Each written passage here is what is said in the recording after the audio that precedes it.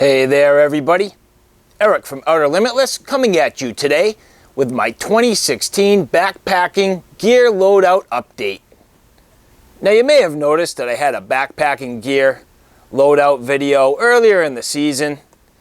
At this point I've had the fortune of two real big things. I mean, one is another season of backpacking under my belt and getting used to my gear and my system and dialing things in.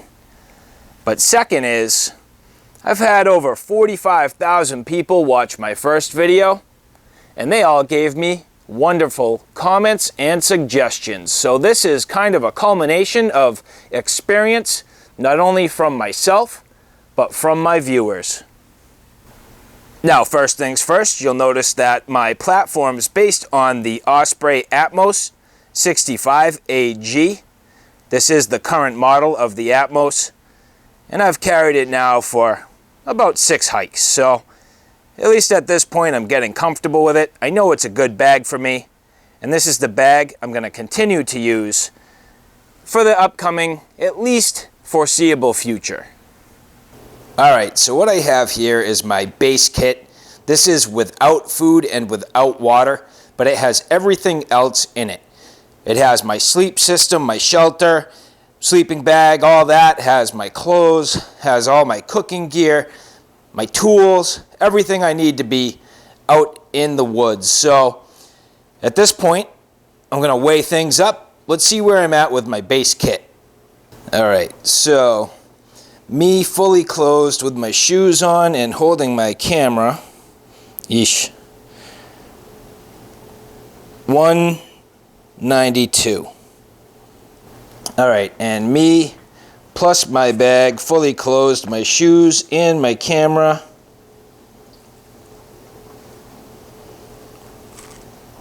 $217.8. Alright, so I have my base kit without food and water to basically right around the 25 or 26 pound mark. And for me, I think that's pretty good. I mean, I'm not an ultralight guy. I never will be. I'll never proclaim to be. And I don't even think I want to be. I have certain luxuries that I know I want with me. As time goes on and I gain experience, I'm sure my kit will change, but this is perfect for where I am right now. And so let's get through some of the contents and details about this system. Now, real quick to get started, back to the bag. The bag's been perfect for me. It's been a great size. It's been able to accommodate a bunch of different gear for different seasons, and obviously seasonally things will change. There's a couple of features that I like, but unfortunately it's almost a downfall in the bag.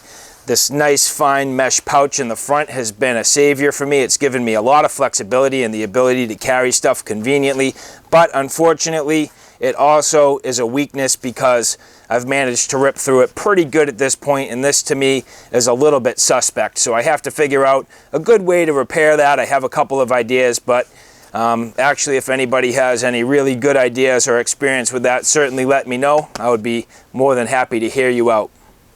In terms of the condition of the rest of the bag, no noticeable or notable major damage.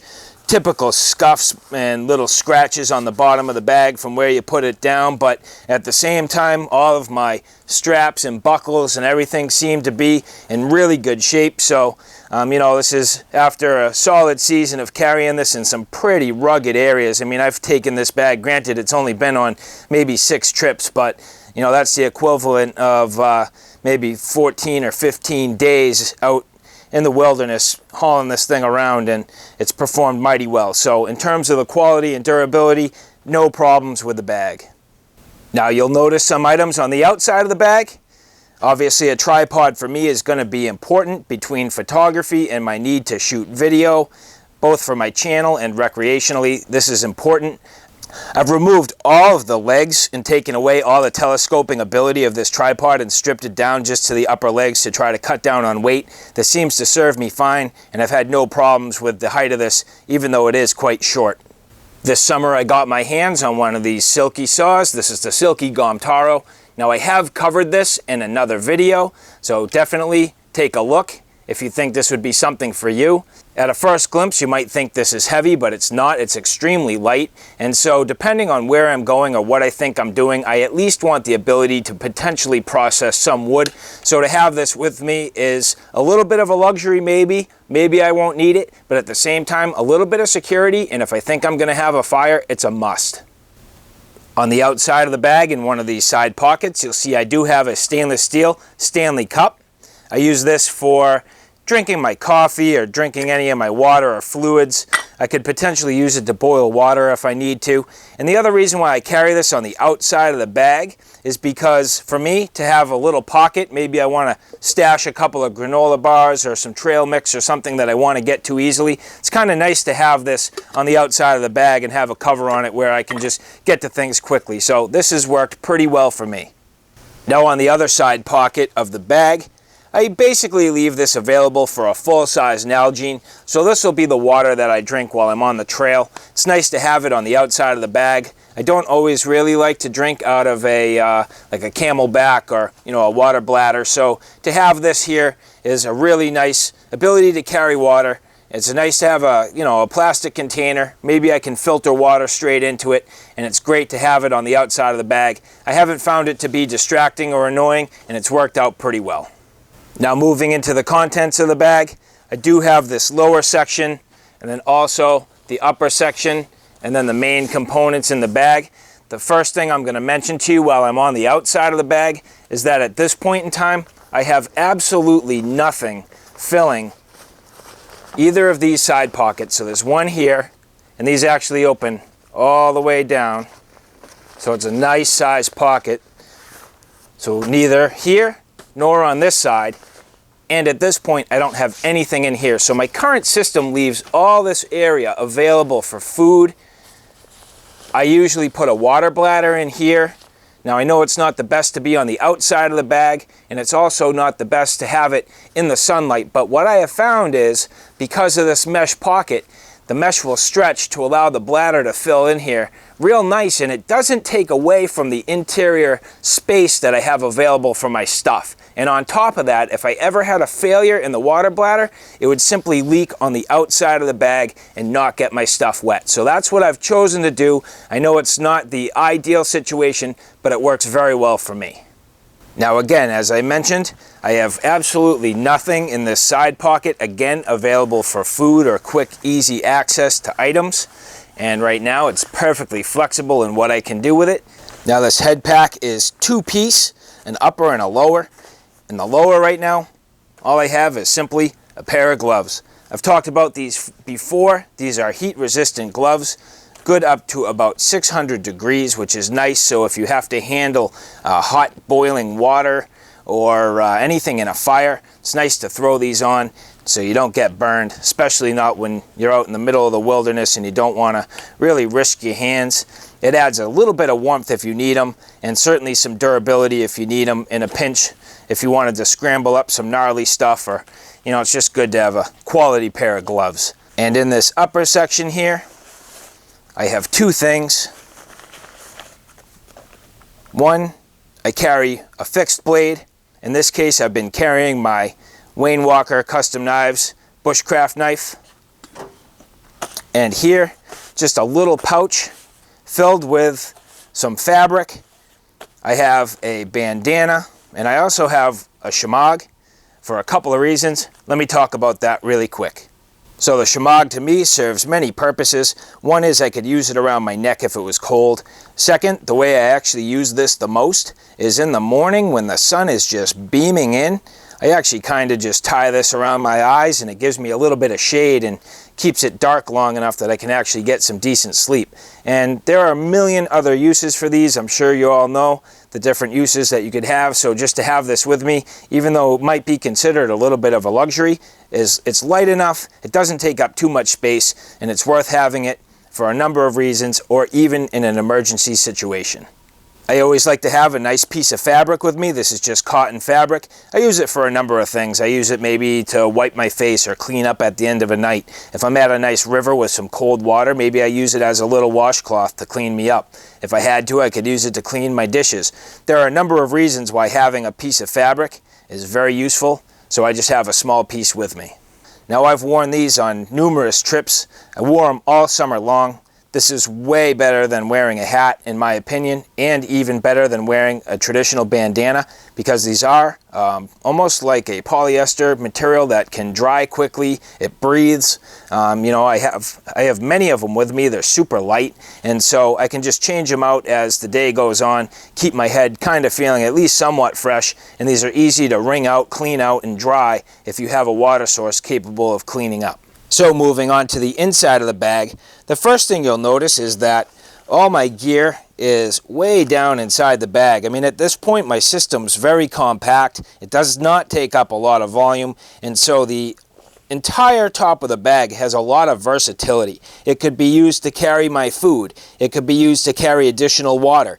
Maybe I'm in a situation where it's starting to get colder in the season and I need more clothes or a jacket. That can go right in the top here. Who knows, maybe I plan on rain and I want to bring an additional tarp. There's so many reasons why having my base kit compact and having the additional volume in the top of the bag is super useful. Now, I'm not going to go into heavy detail about any of these components, but I'm going to pull them out and talk about them briefly. Obviously, toilet paper. I don't need to explain that. In this, I have my baseline medical kit. Has enough stuff that I need to give me basic first aid, and everything to a tourniquet, actually, if I need one. I would hope not. I hope I don't get to that point, but if I need it, I have it. Next, I have a small fire kit.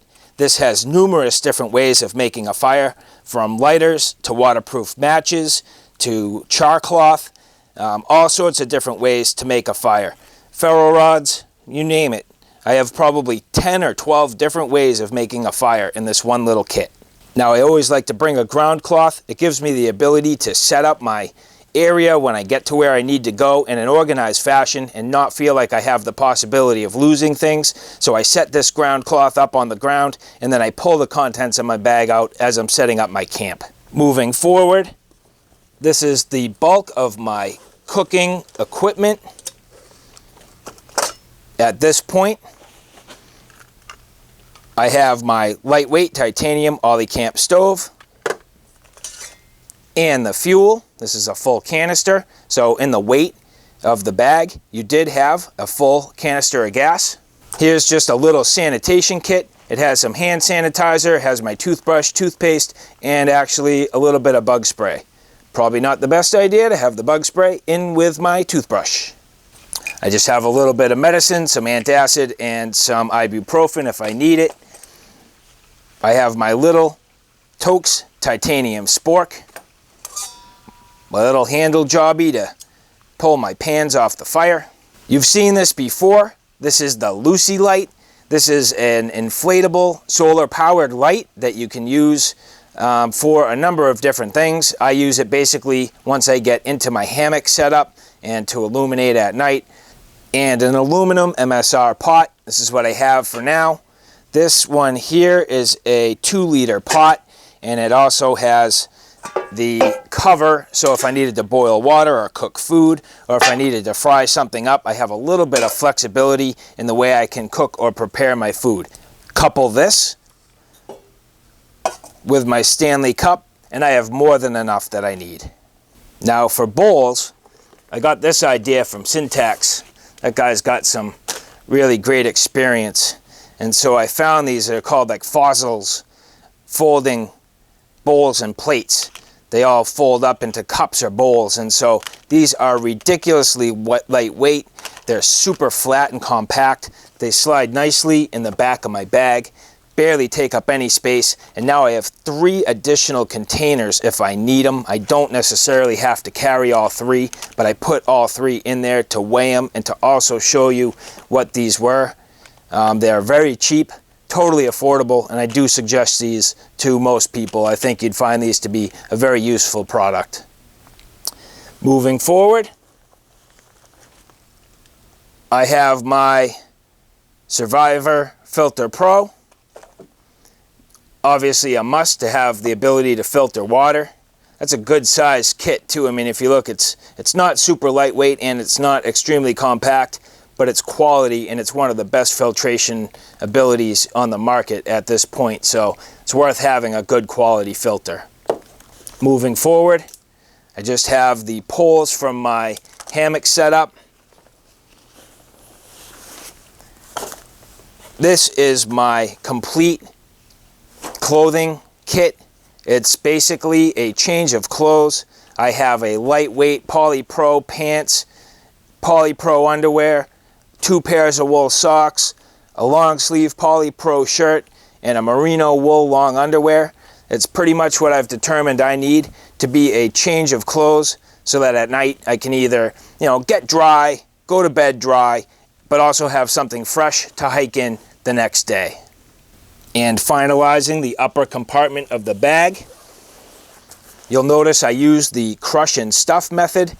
This is a rab down coat, which obviously is in case I need some warmth. I can also use it as a pillow if I need to, or just another way to keep myself bundled up at night. And as part of my sleep system, I've been using this lightweight down comforter. It's been just about enough for me throughout the late spring, summertime, and now I'm getting into the early fall, but I think I'm either going to have to supplement by adding a second one of these, which I do have, or potentially changing out and going with my winter sleeping bag pretty soon. So it's getting to that point, but this has been great for the summertime. And now finally getting into the bottom of the bag. This is basically my shelter system, and I have, just a bunch of tie-outs. I have my tie-outs and my stakes, and I actually have some straps for my hammock. These are just some lightweight straps. I actually haven't tried the lightweight straps yet. I've been using the ENO Atlas straps to this point, but I thought the tree huggers might be a little bit better to try. They're lighter weight, smaller, a little more compact, take up certainly a significantly less amount of space. So that's what I'm going to give a try. Coming up into the next trip, next adventure, I'm going to give these a try. I have a couple of camp pillows for a couple of reasons. One is I like to use one for my head, and the other one is that when you're sleeping in a hammock, it is nice to support your knees, especially if you're sleeping on your back. And so I'll blow one of these up and put it underneath my knees to keep my legs a little more comfortable. Helps me sleep and get a better night's sleep. And so even though it takes up a little bit of space and adds a tiny bit of weight, it's definitely worth it for me. And in here, I have my tarp. This is my DD hammock, super light, 10 by 10 tarp. And my DD hammock, super light jungle hammock. And that pretty much rounds out my kit. Basically at this point my bag is completely empty. All my pockets are empty. And you've seen the gear. Alright, so there you have it. My 2016 backpacking gear loadout update. Looks a little bit different from the last time. A little bit more refined. I still know I have some weight I can lose. I can get rid of a little bit of redundancy here. But for me, this is a system that works right now. As I'm gaining experience and getting further into this, I'll start to figure out exactly what I can do without. But for me to have a little bit of extra gear right now is totally worth it. So, I'm having fun. I'm comfortable. Most of all, I'm experiencing the outdoors. And that's a good thing. Well, alright guys. I hope you like what you saw. I hope you found it a little bit informative. If you like what you saw, please like, share, and subscribe. And as always, thanks for stopping by. Take care now. I'll see you soon.